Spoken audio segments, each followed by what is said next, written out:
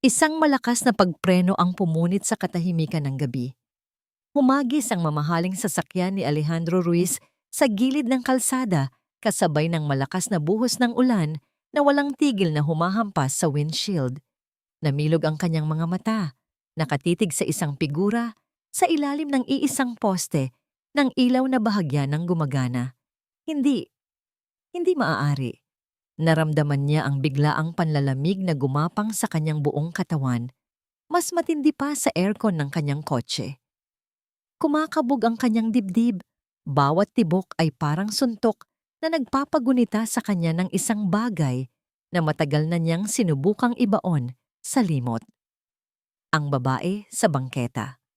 Ang babaeng nakabaluktot sa lamig, nababalot ng maruruming basahan.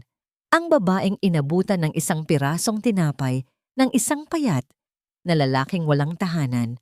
Ang babaeng iyon ay si Carmen, ang ina niya. Napahawak ng mahigpit si Alejandro sa manibela. Ang mamahaling leather ay tila walang init na maibigay sa kanyang nanlalamig na mga kamay. Ilang sandali siyang hindi nakagalaw. Ang kanyang mundo ay biglang lumiit sa eksenang yon. Sa labas ng bintana, isang eksenang sumasampal sa lahat ng kanyang pinaghirapan, sa lahat ng kanyang ipinagmamalaking tagumpay. Ang CEO ng Ruiz Corporation, isa sa pinakamayamang tao sa bansa, ay nakaupo sa loob ng kanyang European luxury car, habang ang sarili niyang ina ay nasa lansangan, pinapakain ng isang pulubi. Isang nag-aapoy na hiya at pagkakasala ang biglang bumara sa kanyang lalamunan. Walang pag-aalinlangan, itinulak niya pabukas ang pinto ng kotse at lumabas sa gitna ng malakas na ulan. Agad na nabasa ang kanyang mamahaling Italian suit, ngunit wala siyang pakialam. Bawat hakbang niya palapit sa kanila ay parang paghakbang sa ibabaw ng nagbabagang uling. Napansin siya ng lalaking kasama ng kanyang ina. Nag-angat ito ng tingin at sa mga mata nito ay nakita ni Alejandro ang pagtataka at kaunting pag-iingat. Iniharang nito ang sariling katawan na para bang poprotektahan si Carmen mula sa kanya. "Sino ka?" tanong ni Alejandro. Ang boses niya ay garalgal at puno ng awtoridad na hindi niya mapigilan. "Anong ginagawa mo sa nanay ko?" Hindi sumagot ang lalaki. Sa halip, masuyo nitong hinaplos ang likod ni Carmen na bahagyang nangangatog dahil sa lamig at marahil sa takot. "Ma," bulong ni Alejandro, ang salitang iyon ay parang laso na sumugat sa sarili niyang dila. Nag-angat ng ulo si Carmen. Ang kanyang mga mata na dati puno ng talino at pagmamahal ay blanko na ngayon. May kaunting pagkilala, ngunit mas malaki ang pagkalito. Tiningnan niya si Alejandro na parang isang estranghero. Ang sakit na dulot ng tinging iyon ay halos magpaluhod kay Alejandro sa basang semento. "Huwag po kayong mag-alala, sir," mahinang sabi ng estrangherong lalaki. "Sinusubukan ko lang po siyang painitin at pakainin. Kanina pa po kasi siya dito." Tiningnan ni Alejandro ang lalaki mula ulo hanggang paa. Payat ito. Suot ang isang lumang t-shirt na may butas at kupas na pantalon. Ang tanging jacket nito ay nakapatong sa mga balikat ni Carmen, isang manipis na pananggalang laban sa walang awang lamig ng gabi. At sa sandaling iyon, isang katotohanan ang sumampal kay Alejandro nang mas malakas pa sa ulan. Ang estrangherong ito, na walang-wala sa buhay, ay naibigay sa kanyang ina ang isang bagay na hindi kayang bilhin ng lahat ng pera niya sa mundo, ang malasakit. Hindi na niya kaya. Hindi na niya kayang tumayo roon at pagmasdan ng kahihiyang ito. Kailangan niyang kumilos. Kailangan niyang itama ito kahit hindi niya alam kung paano. Bumalik ang awtoridad sa kanyang boses, ngunit ngayon ay may halong desperasyon. Tumingin siya sa lalaki at pagkatapos ay sa kanyang ina. "Sumama kayo sa akin." Utos niya, ang mga salita ay mabigat at pinal. Ngayon na. Pakiramdam ni Diego ay pumasok siya sa ibang mundo. Ang bakal na tarangkahan na dinaanan ng sasakyan ni Alejandro ay mas matangkad pa sa 2 palapag na bahay. Bawat ilaw na nadadaanan nila sa hardin ay nagbibigay liwanag sa mga halamang hindi niya kailanman nakita. Mga estatwang parang ninakaw mula sa isang museo. Pagpasok sa loob ng mansyon, napahinto sa paghinga si Diego. Ang sahig ay sobrang kintab na kaya niyang makita ang sarili niyang refleksyon. Isang marungis na lalaking may gulat sa mga mata. Ang hagdanan ay parang sa mga pelikula. Paikot na umaakyat sa 2 palapag. Ang mga pader ay puno ng mga painting na mukhang mas mahal pa sa lahat ng kinita niya sa buong buhay niya. Para siyang isang langgam na naligaw sa loob ng isang kahon ng alahas. Soledad! Malamig na tawag ni Alejandro sa isang babaeng naka-uniforme na sumalubong sa kanila. Ihanda mo ang 2 guest rooms. Paliguan mo sila at bigyan ng malinis na damit. Ang paraan ng pagkakasabi ni Alejandro, parang naguutos lang na iligpit ang isang basag na florera, ay tumusok sa puso ni Diego. Hindi siya basura na kailangang linisin, pero nilunok niya ang kanyang orgulyo. Hindi para sa kanya, kundi para kay Aling Carmen na mahigpit ang kapit sa kanyang braso. Dinala sila ng mga katulong sa isang pasilyo na mas malaki pa sa eskinita kung saan sila natutulog. Ngunit nang akmang aakayin si Carmen, papasok sa isang silid, bigla itong nagpumiglas. Hindi! Ayoko dito. Uuwi na ako. Sigaw ni Carmen. Ang mga mata niya ay puno ng takot. Nasaan ang bahay ko? Nasaan si Roberto? Nagkagulo ang mga katulong. Sinubukan nilang pakalmahin ang matanda, pero lalo lang itong nagwala. Si Alejandro, na nakatayo sa dulo ng pasilyo, ay parang estatwa. Hindi makagalaw, hindi alam ang gagawin. Ang makapangyarihang CEO ay walang silbi sa harap ng sarili niyang ina. Dahan-dahang lumapit si Diego. Aling Carmen, mahinahon niyang sabi, hinawakan ang nanginginig na kamay ng matanda. Ako po ito, si Diego. Ligtas po tayo dito. Tahan na po. Tumingin sa kanya si Carmen. Ang takot sa mga mata nito ay dahan-dahang napalitan ng pagkilala. Ang pagkilalang yon ay hindi para sa anak na nasa harapan nila, kundi para sa kanya, ang estrangherong kasama niya sa lamig ng kalye. Diego! Basag ang boses ng matanda. Opo, ako po, sagot ni Diego. May ngiti sa kanyang mga labi. Pahinga na po tayo, ha? Maganda po dito, malambot ang kama. Parang isang bata. Sumunod si Carmen. Dinala siya ni Diego sa loob ng kwarto. Iniupo sa gilid ng napakalambot na kama. Mula sa pintuan, nakita ni Diego ang mga mata ni Alejandro. May kung anong emosyon doon na hindi niya mabasa. Pagkagulat, siguro hiya, o baka pasasalamat. Nang makatulog na si Carmen, dinala naman si Diego sa sarili niyang kwarto. Mas malaki pa ito sa tinirhan niyang apartment noon. May sariling banyo na may shower at bathtub, pero habang nakaupo siya sa gilid ng kama, ramdam niya ang pag-iisa. Ang lugar na ito ay hindi para sa kanya. Ang mga tao dito, ang mga gamit, ang hangin, lahat ay banyaga. Kinausap niya si Carmen sa kanyang isipan, kahit alam niyang natutulog na ito sa kabilang kwarto. Aling Carmen, ano po ba itong napasok natin? Mabuti po kaya itong anak ninyo? Bakit po parang ngayon lang siya nagpakita? Napatayo siya at lumapit sa bintana. Tanaw ang malawak at madilim na hardin sa labas. Pakiramdam niya ay isa siyang bilanggo sa isang gintong hawla. Maya-maya, bumukas ang pinto. Pumasok si Alejandro. Bihis na ito ng malinis na damit pantulog. Tumayo ito sa harap niya. Ang mga mata ay seryoso at diretso. May inilapag itong sobre sa ibabaw ng mesa. Hindi ako marunong magpaligoy-ligoy, panimula ni Alejandro. Ang boses ay formal at parang nasa isang business meeting. Nakita ko kung paano mo pinapakalma ang ina ko. Isang bagay na hindi kayang gawin ng mga binabayaran kong nurse. Huminga ito ng malalim, tila nag-iipon ng lakas para sa susunod na sasabihin. Gusto kong kunin ka bilang personal na tagapag-alaga ng nanay ko. may sweldo, may titirhan.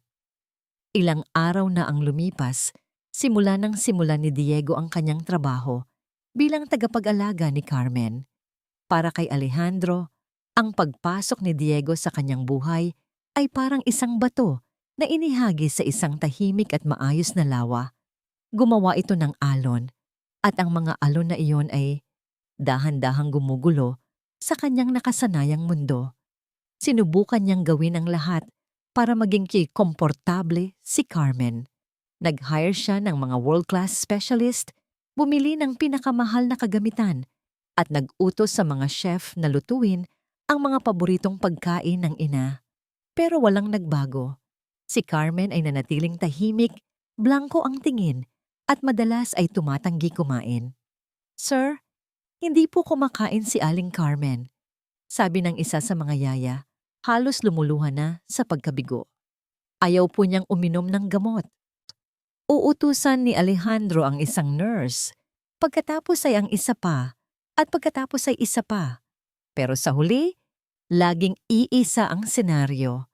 Si Diego ang susunod na papasok sa kwarto, at sa loob ng ilang minuto, makikita na lang niya si Carmen na tahimik ng kumakain o umiinom ng gamot. Ang pagbabagong yun ay tila isang malaking sampal sa mukha ni Alejandro. Ang kanyang pera, ang kanyang kapangyarihan, lahat ng yun ay walang silbi kumpara sa simpleng presensya ni Diego. Isang hapon, habang naglalakad siya sa pasilyo, narinig niya ang mahinang himig mula sa hardin. Natigilan siya. Kilala niya ang kantang iyon. Kilalang kilala. Dahan-dahan siyang lumapit sa bintana, sinisilip ang hardin. Nakita niya si Diego na nakaupo sa tabi ni Carmen, hawak ang kamay ng matanda. Malumanay itong kumakanta. Ang boses ay hindi perpekto, ngunit puno ng damdamin. Sa ugoy ng duyan, buong buhay ko'y doon, magisnan. Ang puso ni Alejandro ay kumirot. Iyon ang paboritong lalabay ni Carmen. Ang kantang kinakanta niya sa kanya tuwing gabi noong bata pa siya. Ngunit sa paglipas ng panahon, sa gitna ng kanyang paghahabol sa tagumpay, nalimutan niya na ito, nawala sa gitna ng mga numero at transaksyon.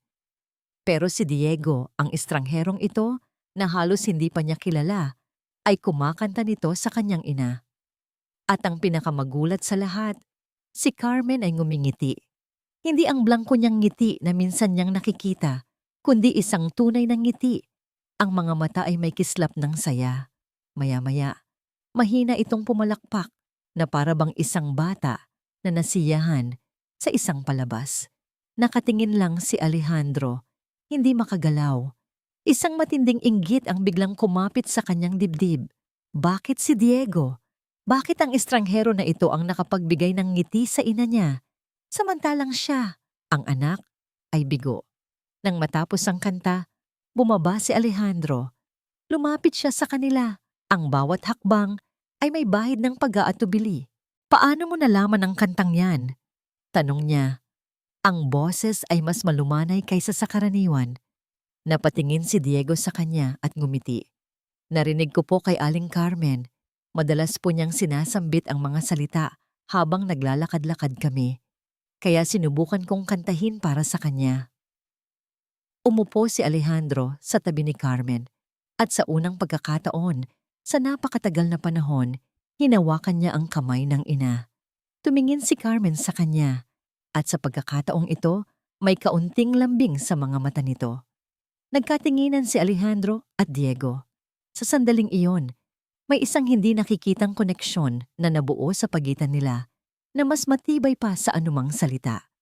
Nagkaroon ng katahimikan na tanging ang mahinang pag-awit ng mga ibon ang pumupuno.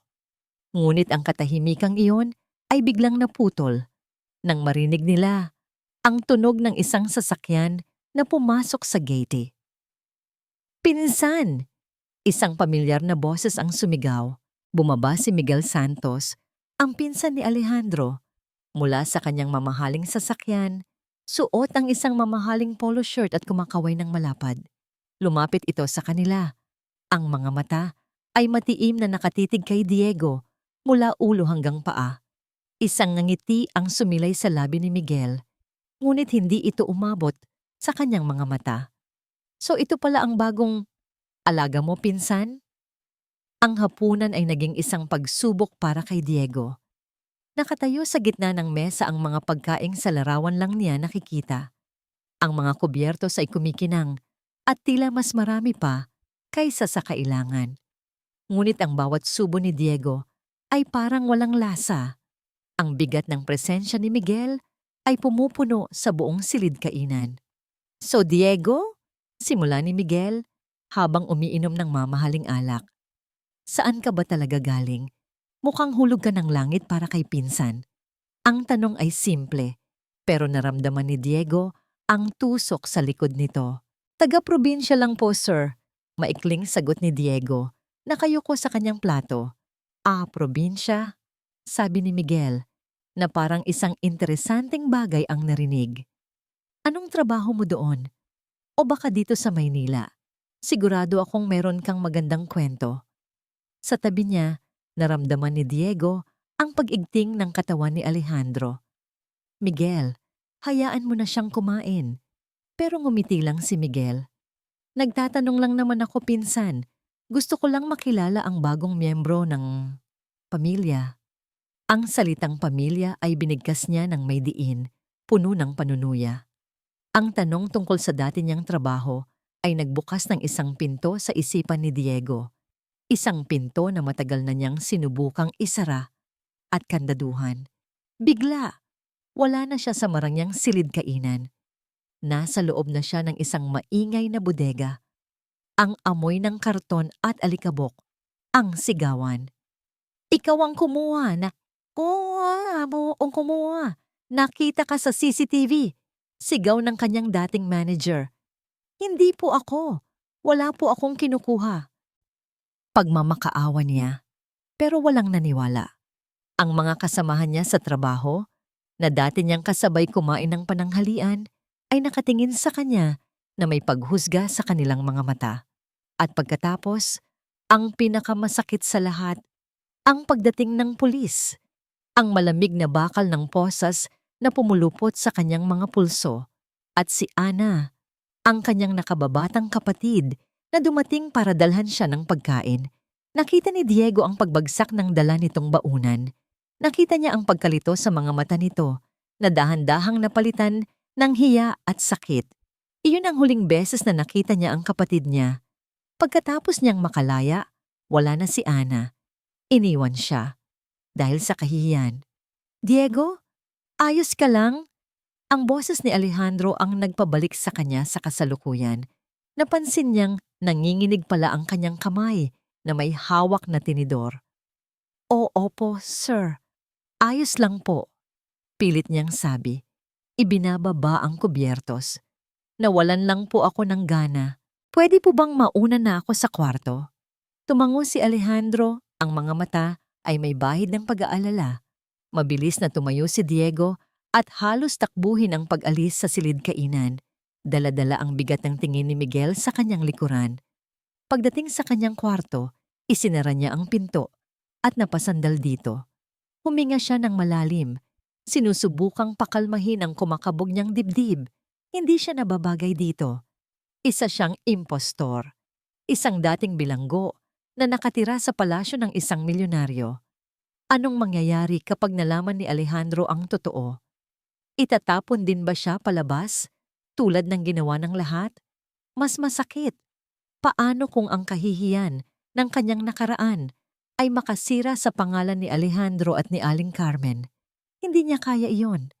Ang ideya ng pag-alis ay nagsimulang gumapang sa kanyang isipan. Siguro mas mabuti kung aalis na lang siya habang maaga pa. Babalik na lang siya sa kalye kung saan walang nagtatanong, kung saan walang nakaraan na kailangang itago.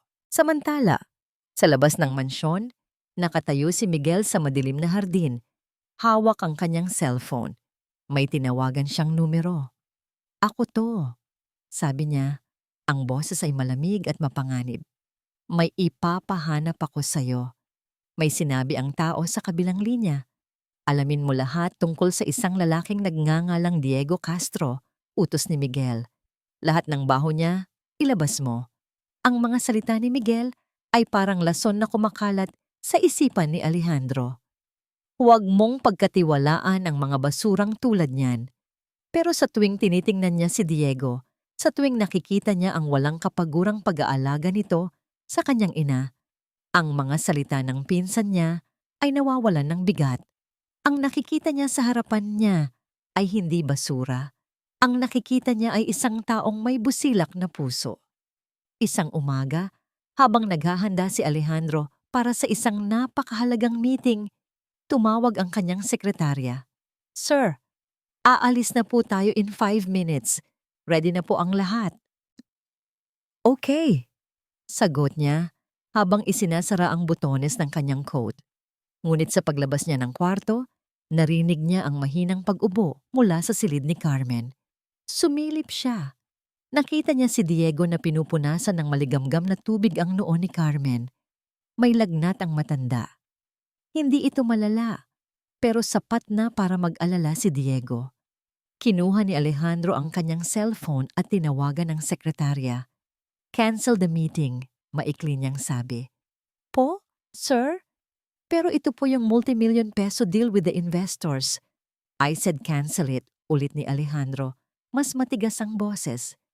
"Family emergency." Ibinaba niya ang tawag. Sa unang pagkakataon, sa loob ng maraming taon, mas pinili niya ang pamilya kaysa sa negosyo. At sa halip na makaramdam ng panghihinayang, isang kakaibang kapayapaan ang kanyang naramdaman. Buong araw siyang nanatili sa bahay. Pagkatapos kumain ng tanghalian, nakita niya si Diego na nag-aayos ng isang lumang kahon. "Ano yan?" tanong ni Alejandro. "Mga lumang photo album po, sir," sagot ni Diego. "Nakita ko po sa ilalim ng kama ni Aling Carmen. Baka po matuwa siyang makita." Umupo si Alejandro sa tabi ni Diego. Binuklat nila ang album. Ang mga pahina ay lumana at amoy ng nakaraan. Nakita ni Alejandro ang kanyang sarili bilang isang batang paslit, nakakandong sa kanyang ina. Pareho silang tumatawa. "Paborito niyang dalhin ako sa parke noon." Bigla na lang nasabi ni Alejandro. Ang boses ay puno ng nostalgia. "Bibilhan niya ako ng ice cream. Tapos uupo kami sa ilalim ng puno hanggang hapon." Nakinig lang si Diego. Ang kanyang presensya ay tahimik at magalang. Sa kanya, nahanap ni Alejandro ang isang kaibigan na hindi nanghuhusga. Kinagabihan, nang bumaba na ang lagnat ni Carmen, dinala nila ito sa hardin para magpahangin. Nakaupo si Carmen sa wheelchair, si Diego sa isang tabi, at si Alejandro sa kabila. Tahimik silang pinagmamasdan ang paglubog ng araw. Bigla, naramdaman ni Alejandro ang kamay ng kanyang ina na gumalaw. Hinawakan nito ang kamay niya. Pagkatapos, hinawakan din nito ang kamay ni Diego. Pinagsiklop nito ang kanilang mga kamay sa ibabaw ng kanyang kandungan. Tumingin si Carmen sa kanilang dalawa. Sa isang sandali, ng perpektong kalinawan, nawala ang ulap sa kanyang mga mata. Nakita ni Alejandro ang kanyang ina, ang ina na matagal na niyang hinahanap. "Ang mga anak ko." Bulong ni Carmen, isang maliit na ngiti ang sumilay sa kanyang mga labi. Isang matinding emosyon ang bumuhos sa puso ni Alejandro. Naramdaman niya ang pag-init ng kanyang mga mata. Ang simpleng mga salitang iyon ay parang musikang naghilom sa lahat ng sugat ng kanyang pagiging isang pabayang anak. Tumingin siya kay Diego at nakita niya ang sarili niyang gulat at pagkamangha sa mga mata nito. Sa ilalim ng kulay kahel na langit, 3 puso ang naging isa. Nahanap nila ang isang tahanan sa piling ng isa't isa. Kinabukasan, may inabot si Alejandro na ilang paper bag kay Diego. "Ano po ito, sir?" "Mga damit." Simpleng sagot ni Alejandro, hindi makatingin ng diretsyo. "Hindi pwedeng yan na lang lagi ang suot mo. Hindi ito utos ng isang amo sa isang empleyado. Iyon ay isang regalo. Isang alay ng isang kapatid." Masaya ang pakiramdam ni Alejandro. Magaan. Buo. Hanggang sa pag-upo niya sa kanyang opisina sa bahay, may nag-pop up na notification sa kanyang laptop. Isang email. galing kay Miguel. Ang subject, urgent, regarding Diego. Kinabahan si Alejandro. Dahan-dahan niyang binuksan ang email. Mayroong isang maikling mensahe. Pinsan, sinabi ko na sa'yo, para matauhan ka, tingnan mo to. At sa ilalim nito, may isang naka-attach na file. Ang pag-click ng mouse ay parang tunog ng isang baril sa tahimik na opisina ni Alejandro. Nag-download ang file, bumukas ito, at ang mundo ni Alejandro ay gumuho. Nasa screen ng kanyang laptop ang isang police report. Malinaw na nakasulat ang pangalan, Diego Castro. Sa ilalim nito ang kaso, qualified theft. May litrato pa ni Diego. Mas bata, mas payat. Ang mga mata ay puno ng takot at kawalan ng pag-asa. Binasa ni Alejandro ang bawat salita, ngunit ang utak niya ay ayaw itong tanggapin. Ninakaw ang halagang 50,000 mula sa kumpanyang pinagtatrabahuhan, na patunayang nagkasala, na bilanggo ng 6 na buwan. Ang bawat salita ay parang isang punyal na sumasaksak sa puso niya. Ang Diego na nasa report, hindi ito ang Diego na kilala niya. Hindi ito ang Diego na matiyagang nag-aalaga sa ina niya. Hindi ito ang Diego na kumakanta ng saugoy ng duyan. Hindi ito ang Diego na tinawag ng ina niya na, "Anak." Biglang nag-ring ang kanyang cellphone. Pangalan ni Miguel ang lumabas sa screen. Sinagot niya ito. Ang kamay ay bahagyang nanginginig. "Ngayon, naniniwala ka na ba sa akin, pinsan?" Bungad ni Miguel. Ang boses ay puno ng pagtatagumpay. Hindi nakasagot si Alejandro. Parang may bumara sa kanyang lalamunan.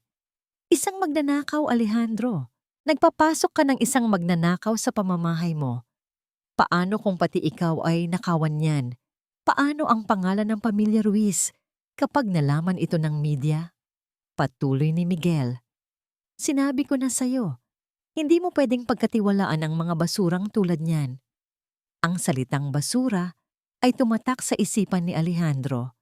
Ngunit ngayon, hindi na niya ito kayang ipagtanggol. Nasa harapan na niya ang ebidensya. Itim at puti.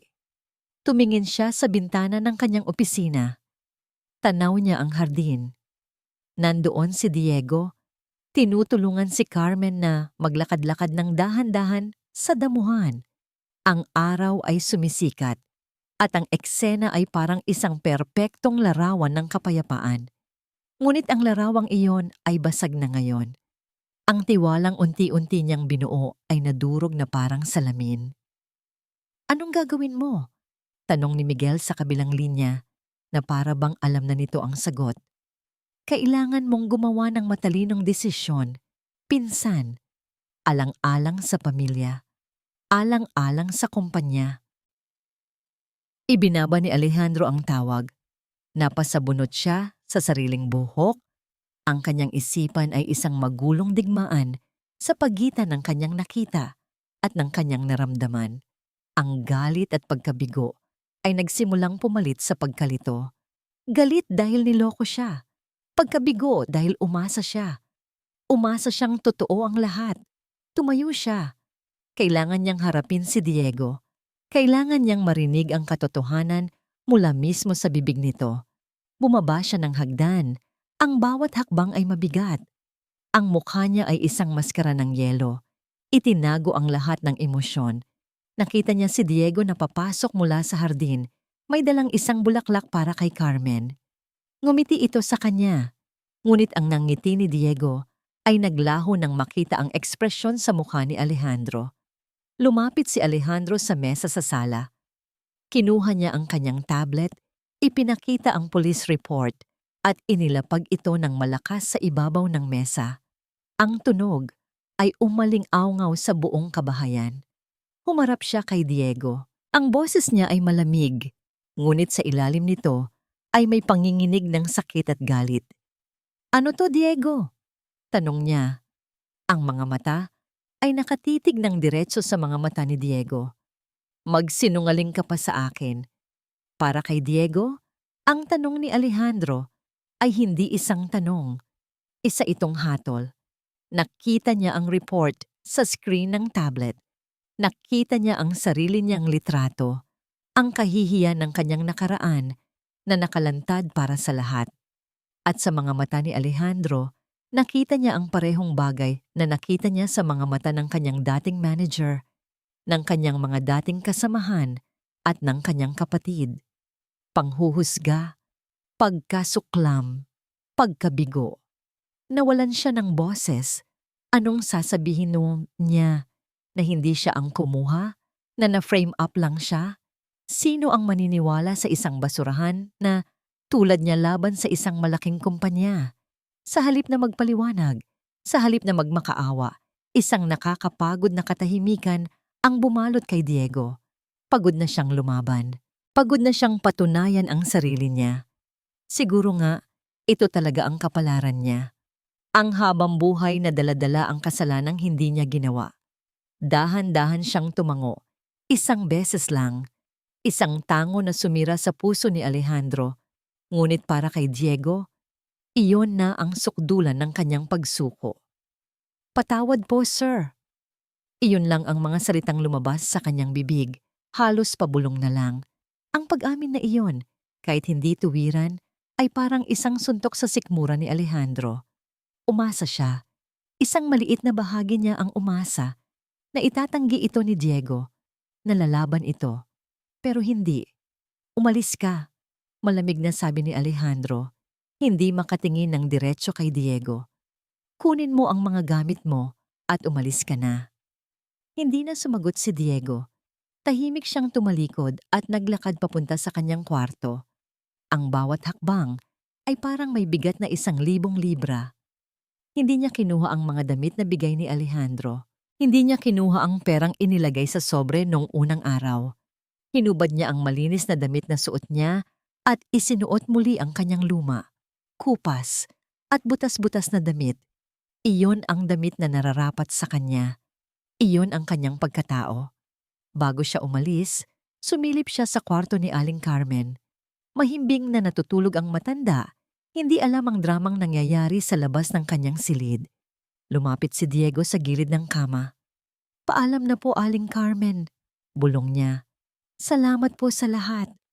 Isang butil ng luha ang pumatak mula sa kanyang mata at tumama sa kumot. Mabilis niya itong pinunasan at tahimik na lumabas ng kwarto. Naglakad siya palabas ng mansyon, pabalik sa mundong kanyang kinagisnan. Hindi siya lumingon. Naiwan si Alejandro sa gitna ng sala, nakatayo na parang isang estatwa. Ang bahay na dati puno ng init at tawa ay biglang naging malamig at tahimik. Ang katahimikan ay nakakabingi. Mas malala pa sa sigawan. Naramdaman niyang may nawala. Isang napakahalagang bagay. Ngunit huli na ang lahat. Siya ang nagtulak dito palayo. Bigla, isang katulong ang nagmamadaling bumaba ng hagdanan. Ang mukha ay puno ng pag-aalala. "Sir! Sir! Si Ma'am Carmen po." Napatakbo si Alejandro paakyat. Nakita niya ang ina na nahihirapang huminga. Ang dibdib ay mabilis na tumataas baba at ang mukha ay namumutla. "Tumawag kayo ng ambulansya!"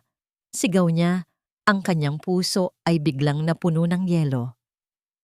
Habang hinihintay nila ang doktor, lumapit siya sa ina. Hinawakan niya ang kamay nito. Ma, andito lang ako," sabi niya. Dahan-dahang iminulat ni Carmen ang kanyang mga mata. Iginala niya ito sa paligid na para bang may hinahanap.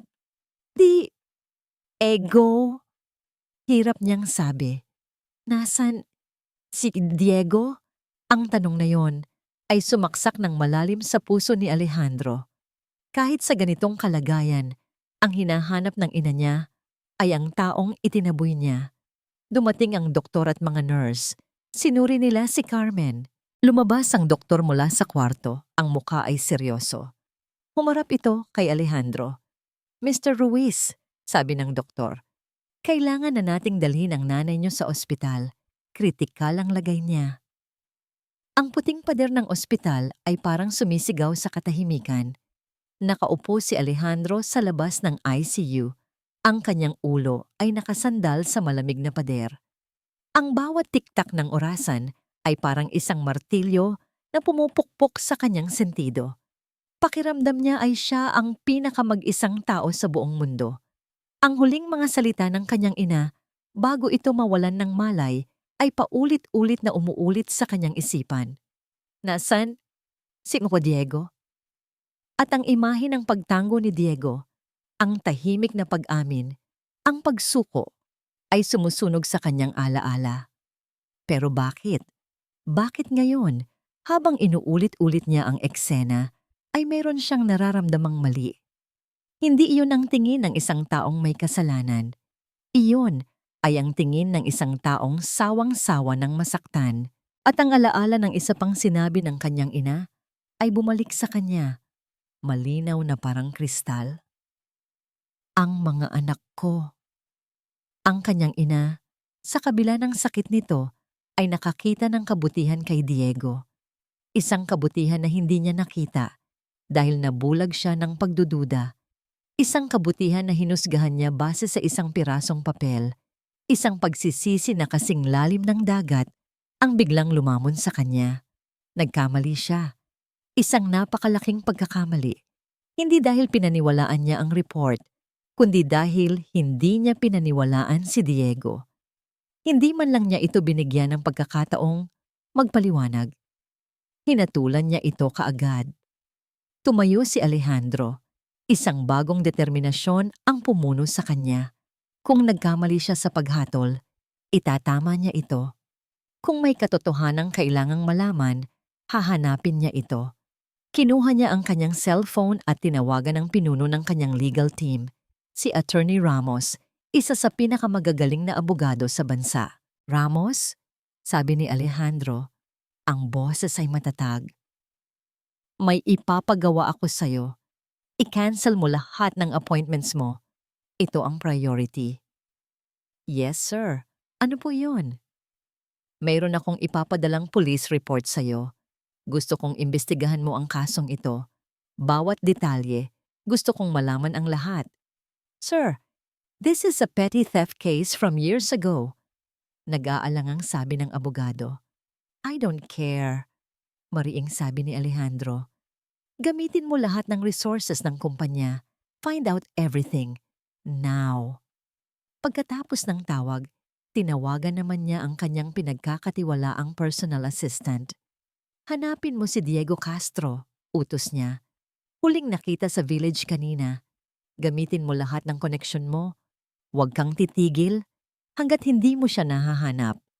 Habang naghihintay, bumalik siya sa salaming bintana ng ICU. Pinagmasdan niya ang kanyang ina na konektado sa iba't ibang makina. Mukha itong napakapayat at mahina. Patawarin mo ako, ma. Patawarin mo ako, bulong niya sa hangin. Lumipas ang ilang oras na parang mga araw. Sa wakas, tumunog ang telepono niya. Si Attorney Ramos. Sir, mayroon na kaming initial findings, sabi ng abogado. Ang boses ay may bahid ng pagkaseryoso. What is it? Ang kaso ay isinampa ng isang kumpanya na tinatawag na Prime Logistics Incorporated. Normal na kaso lang sana, pero may isang interesanteng detalye. Ano yon? Naiinip na tanong ni Alejandro. Sir, ang Prime Logistics. Isa po itong subsidiary ng Ruiz Corporation. Napatigil sa paghinga si Alejandro. Isang subsidiary ng sarili niyang kumpanya? Paanong nangyari iyon? Bago pa man niya maproseso ang impormasyon, isa pang tawag ang pumasok. Ang kanyang assistant. Sir, natagpuan na namin si Diego. Napatayo si Alejandro. Nasaan siya? Nag-alinlangan ng assistant sa kabilang linya bago sumagot. Sir, nasa dati niyang lugar, sa ilalim ng tulay. Ang amoy ng basa na lupa at usok ay sumalubong kay Alejandro pagbaba niya ng kotse. Ang ilalim ng tulay ay isang mundo na malayo sa kanyang kinasanayan. Dito, ang kahirapan ay hindi isang konsepto, kundi isang brutal na katotohanan. Sa ilalim ng isang madilim na sulok, sa ibabaw ng mga lumang karton, nakita niya si Diego. Nakabaluktot ito, yakap ang sariling mga tuhod, nakatingin sa kawalan. Ang damit na suot nito ay ang parehong damit na suot niya noong una silang magkita. Para bang walang nagbago. Dahan-dahan siyang lumapit. Bawat hakbang niya ay umalingaw-ngaw sa katahimikan. Narinig siya ni Diego. Nag-angat ito ng tingin. Walang galit sa mga mata nito.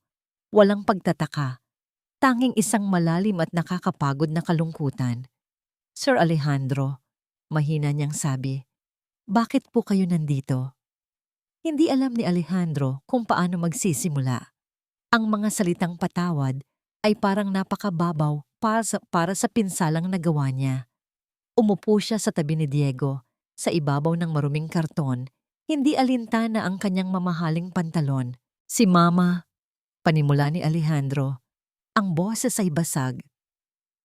Nasa ospital siya. Kritikal ang lagay niya. At hinahanap ka niya. Nakita niya ang biglaang pag-aalala sa mga mata ni Diego.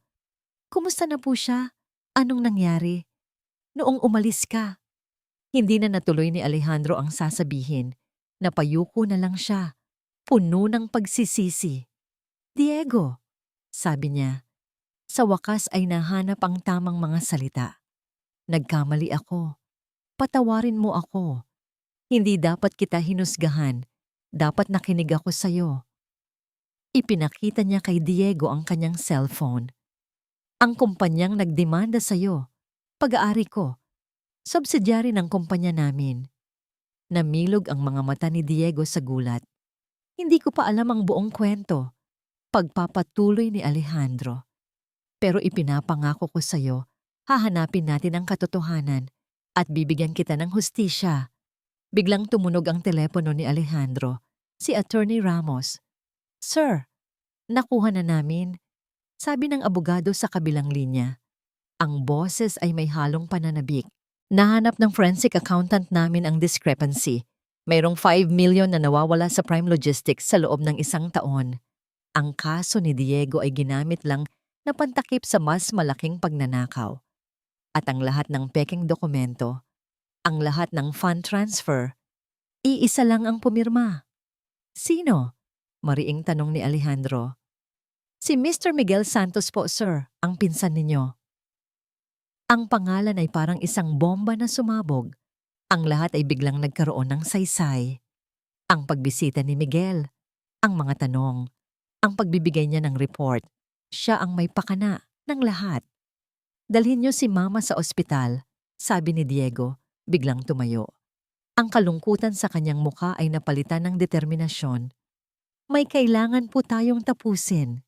Ang boardroom ng Ruiz Corporation ay napuno ng tensyon. Naroon ang lahat ng board members. Sa gitna, nakaupo si Miguel, kampante at mayabang.